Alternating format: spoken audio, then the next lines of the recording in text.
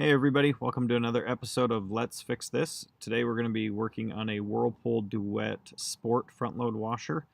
This washer is not draining. It makes a slight hum when you try to kick it onto a drain cycle. Generally stuff gets clogged down in the filter area, which we'll show you how to access. Anywho, showed you, I basically grab a shop vac, clear out the water, and then this washer's in a little pan, so it makes it a little more difficult. So I have to tilt the washer back, and in this case I use my flashlight to hold the washer up in order to get these screws off the toe kick.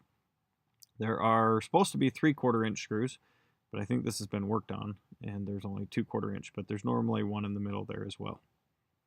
So you'll remove those screws and then remove the toe kick. And then I just put it back down. I might have left it up on my light, but I needed the light to help make the video better, so you could leave it propped up. Then you're just going to go ahead and twist the filter counterclockwise. Now this particular pump style is extremely difficult. You might need a pair of channel locks to get some leverage on it, but you're just going to twist it enough till water starts coming out. You can put a pan down to catch it, or just hold your shop vac. So we'll speed this up, and voila, this one is packed full of coins and all sorts of stuff. Now on a lot of these you can just pull that filter out and clear it, and that can solve your problem.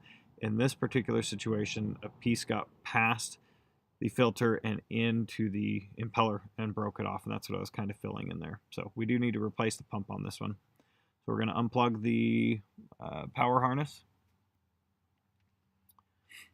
And this one has a permanent hose clamp, so if you just twist and pull, the drain hose will pop off. And then the clamp from the tub to pump hose, pull that one off. I use my flathead screwdriver. This pump's only held in place by a little big rubber tab, I guess you could call it. You're just going to pry that tab up and then slide the pump to the right, and it comes up and out. New pump's a little bit different. They've made a few modifications to it, but still mounts and goes in the same way. But you can see it looks slightly different, but it is a factory Whirlpool authorized part that is for this washer. You're just going to set it down into the slot, slide it to the left, and then I like to use my flathead screwdriver to just push that rubber bracket piece down into place so that it sits down securely and holds the pump in place. Once that's done, I'm reattaching that hose. I do have to put the camera down because I need two hands and it wasn't good footage anyway, but you just wiggle and press and it goes back on. You can replace that clamp with a permanent one if you want, or a screw down one.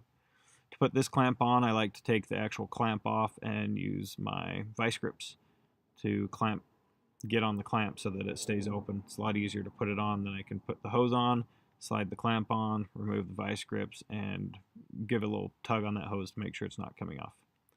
I'm going to reapply power, or replug in the power cord. Then there's a cover for this pump that was off already, but it hinges up. It had popped off, so usually it's not off, but it just snaps into place. Once we've done that, we're good to go. Make sure you test and test and test this thing. You don't want it leaking. So fill it, drain it, fill it, drain it. And that's all. Pretty simple fix. You just may need a couple people, somebody to help you hold the washer back, possibly. That toe kick can be a pain to put on, especially with the pan in place. So don't forget to like and subscribe to our channel for weekly videos on how to fix your own appliances. Thanks for joining.